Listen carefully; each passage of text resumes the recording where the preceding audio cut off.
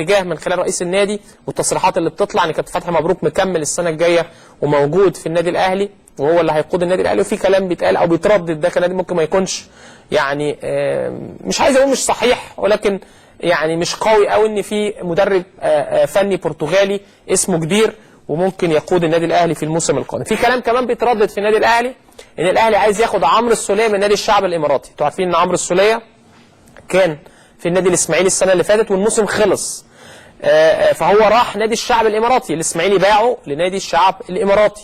في كلام النادي الاهلي عايز يجيب عمرو السوليه دلوقتي في فتره الانتقالات الصيفيه. فهل ده يجوز؟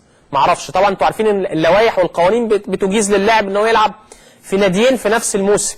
يعني عمرو السوليه خلاص الموسم خلص بالنسبه للنادي الاسماعيلي، فاحنا دلوقتي في موسم جديد فهو لاعب في نادي الشعب.